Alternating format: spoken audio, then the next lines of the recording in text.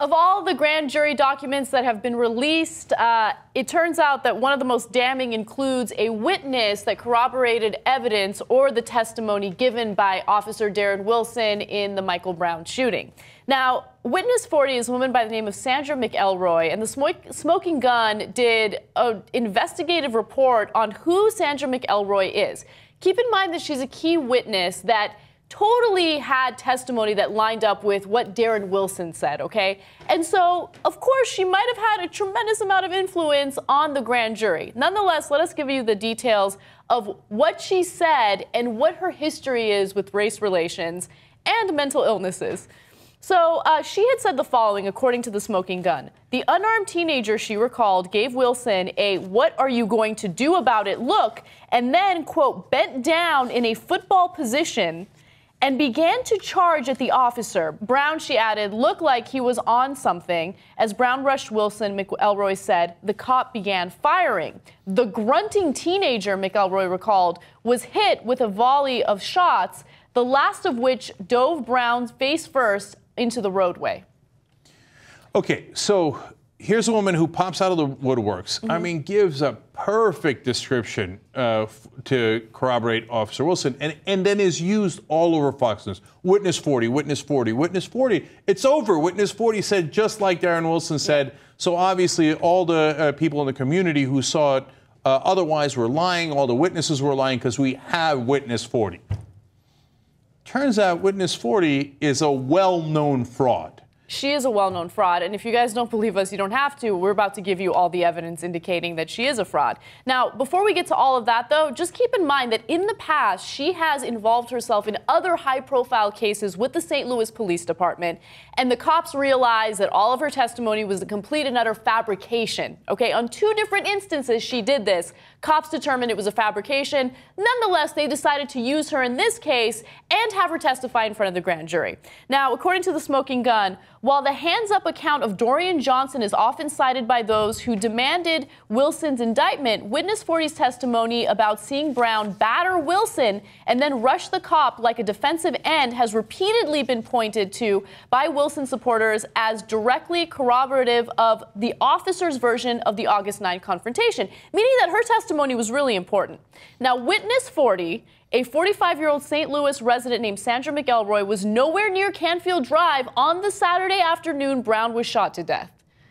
So understand why this is incredible negligence if they actually wanted to indict Wilson, right? McCullough, the prosecutor, takes her word that she magically, even though she didn't live in the neighborhood, lived nowhere near the neighborhood, and was a well-known liar to the cops and prosecutors, happened to show up on that same street at the exact time that Brown was being shot. Right. Who could possibly believe that unless you wanted to present false testimony? Now, she had changed her story as to why she was there when this all went down. First, she said, oh, well, I was visiting an old friend from school. And then later on, she admitted that she likes to go to predominantly black areas because she doesn't like black people and she's trying to figure them out so she can stop referring to them as the N-word. Oh, I see. Yeah. So she was on an expedition to find the N-words and find out if they're not so bad, when it turns out she found one charging at a decent cop who got shot and happened to be the main witness. What a stroke of luck. It turns out they are the N-word after all. Look at what she found. Here's some more information for you guys. McElroy waited 4 weeks after the shooting to contact cops. By the time she gave St. Louis police a statement on September 11th, a general outline of Wilson's version of the shooting had already appeared in the press. McElroy's account of the confrontation dovetailed with Wilson's reported recollection of the incident. Wow. Okay, so you have someone out there who has basically just reinforced what Darren Wilson said because she went to the cops 4 weeks later. She already knows what Wilson's account of the situation is, and she's just regurgitating it.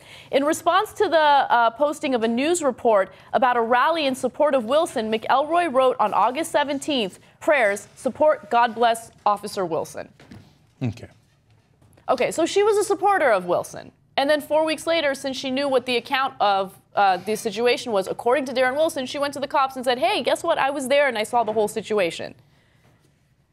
All this is incredibly convenient. Wait till we get to her history. All right. On September 13th, McElroy went on a pro-Wilson Facebook page and posted a graphic that included a photo of Brown laying dead in the street.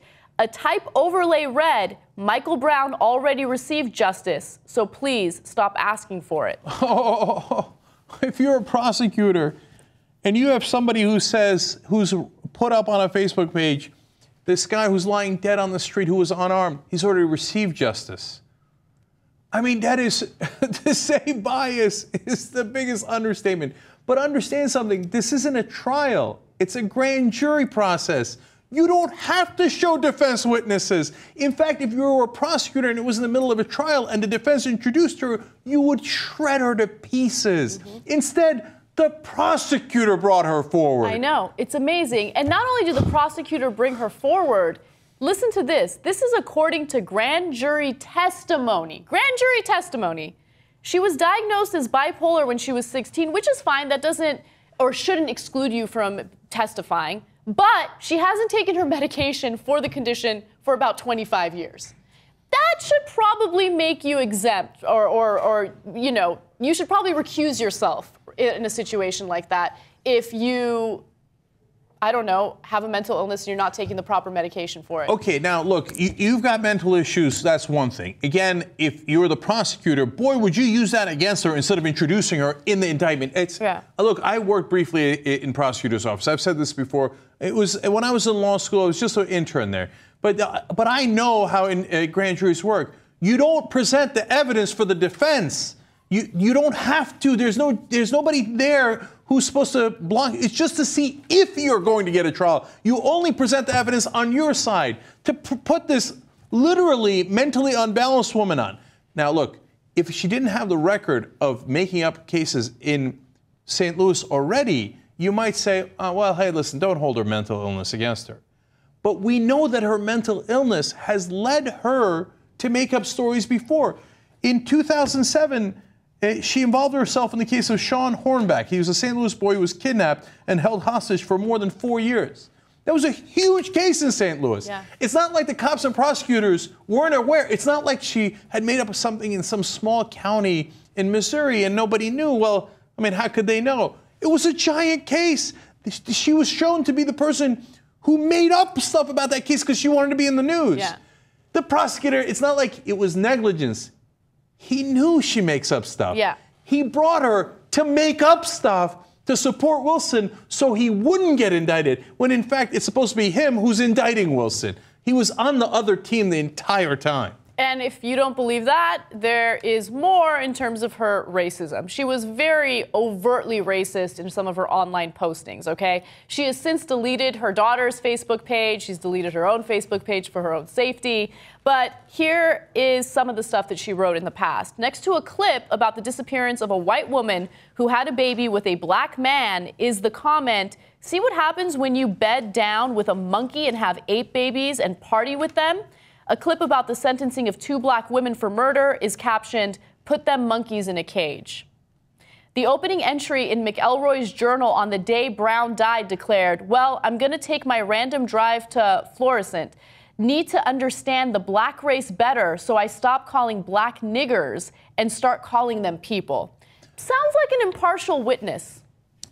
If you were the prosecutor, as McCullough was, and she came on during the trial, you would get all of this if you were anywhere near competent, right? All you would need is a quarter of this to totally destroy her credibility. Again, what is incredible is that he didn't do any of that. Instead, he presented her. Look, if you say that he was on the level and he wasn't throwing the case and he's a good man doing the right job, the best he could, then you have to admit that he is the most negligent prosecutor we have ever seen in our lifetimes.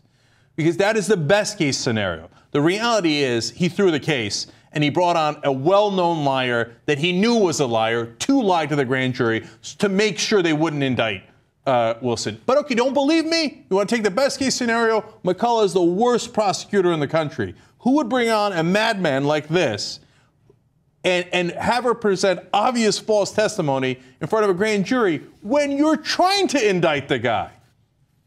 I mean, he should be disbarred for negligence if he did not have bad intent, I mean, you got to disbar him. Worst prosecutor anyone has ever seen.